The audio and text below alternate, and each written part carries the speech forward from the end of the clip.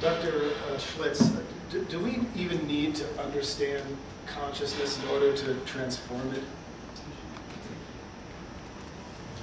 I think we need to be in relationship to it in order to transform it. We have a change model based on the fact that we did 10 years of research looking at consciousness transformation. We collected stories from people. We conducted in-depth interviews with 60 masters from different world traditions. We then did a survey of average householders, 2,000 people, trying to corroborate what we learned from the masters. And in all of that, we were capable of then creating a kind of change model. And so how is it that we change? And we've been hearing lots about change in the media and in our times. It's a time when we're being pressured. But it appears that most fundamental change starts with some direct personal experience. And that's what I'm going to say is this noetic experience. And William James defined noetic as states of insight unplumbed by the discursive intellect, all inarticulate though they remain, and yet they carry with them a curious sense of authority. So that doesn't mean that it doesn't have its places where it leads you down the wrong path, but it becomes a jumpstart for people to begin to engage in their own consciousness transformation in the process of inviting in greater awareness of where we're not aware. And so the model is really based on these direct personal experiences. People then go seeking out in the world to see if they can understand that experience in various ways. The problem can also be that they go seeking and never kind of reach a place of greater knowing, of self-knowing and self-awareness. Practices become a very powerful way for people to build new muscle groups.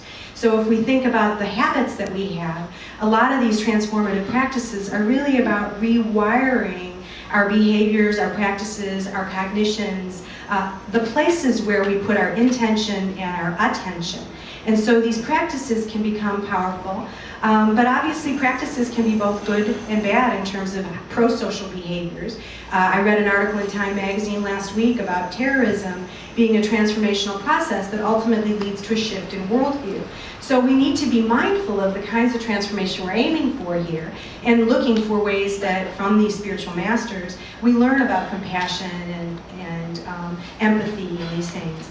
And then ultimately what we found in terms of the change model as we've identified it is that there are outcomes or behaviors that begin to change in measurable ways. And it's a move from the I to the we, but with a healthy me in there. So it's not all about my own narcissism, my path, my practice, my development, I'm gonna be better. But in this process, people begin to engage in empathy in ways that are really, palpable.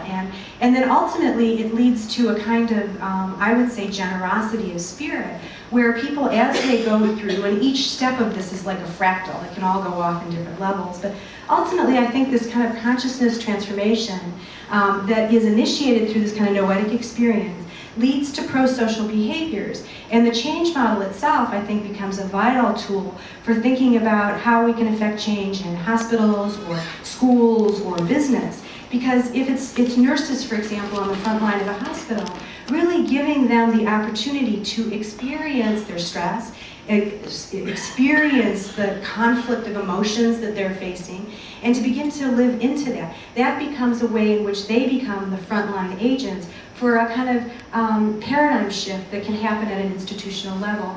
So I think ultimately transformation is very personal. It takes place at a deep level of the individual's direct experience.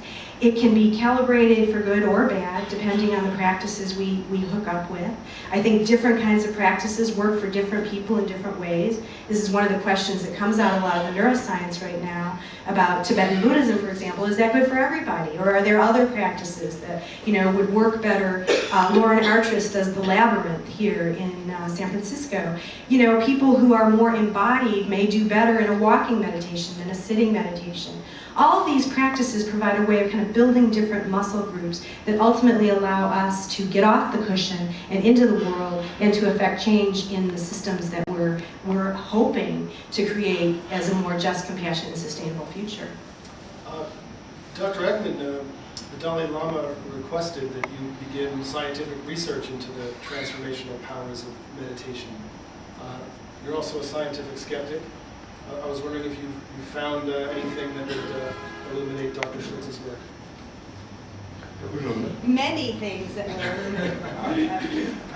were well, he asked if we could take a secular version, and he was very strong in insisting that we strip the Buddhism out and work with the practices,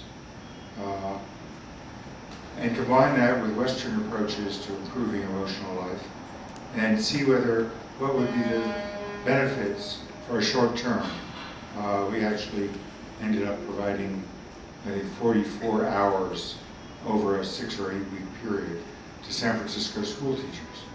And the results are, I mean, the change in anxiety and depression are as large as has ever been found in the clinical literature. There are many other findings, but although we started pretty early, there are now at least a dozen studies, a wonderful one at UC Davis, many at Wisconsin, at Emory. There's a lot of research evidence now to suggest that you can, with different types of meditative practice, and particularly when you combine that with some Western approaches, you can have at our old university, I can refer to that, UCSF, Stu Eisendrath from the psychiatry department is using a mindfulness-based cognitive behavior therapy and getting longer remissions with people who've had depression that didn't respond to medication or any other intervention. And he's not alone. There are people all over this country who are applying these things. They certainly are helpful for some people. But the nature of people is that we are all the same and we're all different.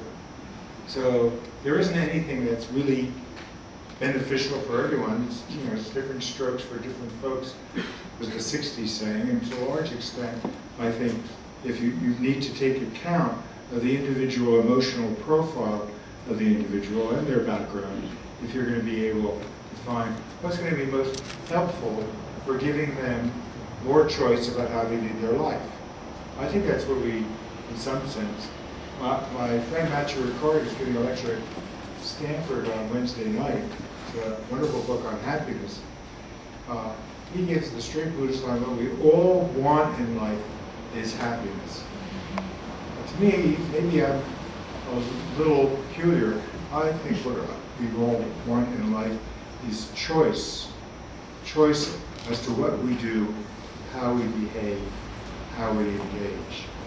And not to only be in that position where afterwards we realize that wasn't something I really wanted to do.